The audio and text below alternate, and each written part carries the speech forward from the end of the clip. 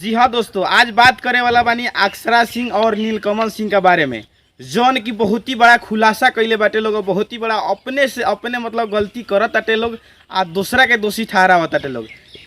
तो प्रणाम नमस्कार भैया, हम भोजपुरी गायक शैलेश परवाना तमाम श्रोता समाज से ई कहल चाहतनी कि हमनी के भोजपुरी में बड़का बड़का कलाकार लोग भी गलती करता। और कैसन गलती करता कि जौन बहुत ही बड़ा गलती करता। बताई आज अक्षरा सिंह के बारे में नीलकमल सिंह कितना अभद्र बात बोलले बाड़े या कितना गलत शब्द यूज कैले बाड़न, जौन हम कह नहीं की सकत। काहे कि हमनी के भैया एगो भोजपुरी कलाकार हैं सा और हमनी के सब बेटी बहन के इज्जत करे सा। सब लोग के मान तनी अक्षरा सिंह केहू के ना केहू के लड़की होइहन, केहू के ना केहू के बहन होइहन, केहू के ना केहू के बेटी होइहन। त एकरा वजह से कोई अगर कलाकार के ऐसा करता तो ये अच्छा बात नहीं खे। बताई बड़का बड़का स्टार जेकरा के जेकर हमनियों का फैन बानी सा, उनका गायकी के पूरा पूरा बिहार फैन बा, पूरा यूपी बिहार सब फैन बाटे। आ वो आदमी ऐसा अभद्र बात बोलता था। बताई कितना तकलीफ के बात बाटे। और बताई का कहले बड़न उनकरा अभी तक ले तो आके लाइव आके और माफ़ी मांगे के चाहिए कि भैया हमनी से गलती हो गल बा, हमरा से गलती हो गल बा, एकरा खातिर हम क्षमा चाहतनी। का जाने यारवा दारू पीले रहे कि शराब पीले रहे, का पी के कहले रहे पता ना चलता भाई। तो ऐसा ऐसा भोजपुरी में हो रहा बा जौन कि अक्षरा सिंह, पवन सिंह और नीलकमल सिंह खुलासा कैले बाड़न। तो एकरा के ज़्यादा से ज़्यादा शेयर करी और चैनल पर नया बन तो चैनल सब्सक्राइब कर ली। काहे कि ऐसा ऐसा कचरा लोग भर गल बा भोजपुरी समाज में, भोजपुरी इंडस्ट्री में कि जौन कह नहीं की सकत कितना कचरा लोग बा।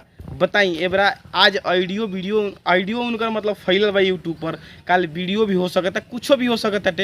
तो अगर कोनो चीज़ रउआ जानत रहे तो काहे ना मने मने रहे देने कि पूरा मीडिया में पूरा फैल गल बाटे।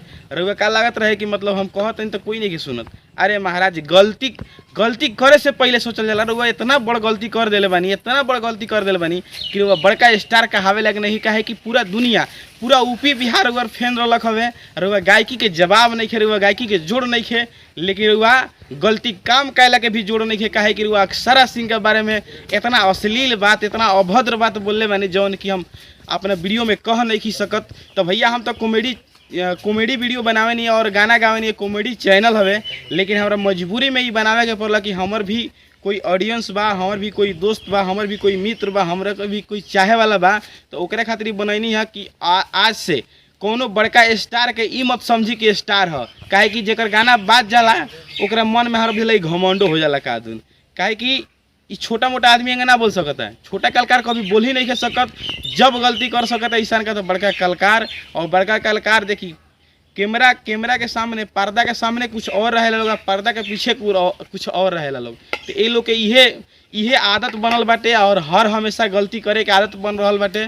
तो हम लोगों से हाथ जोड़ के विनती करतनी, प्रार्थना करतनी कि नीलकमल भाई रउआ आई लाइव और आके फिर से कहीं अपना जानता जनार्दन भगवान लोग के कि गलती हो गल हमरा के क्षमा कर दी, यही में भलाई बा। जय भोजपुरी समाज। और वीडियो के शेयर करी और नया चैनल पर नए बने तो चैनल के सब्सक्राइब करी।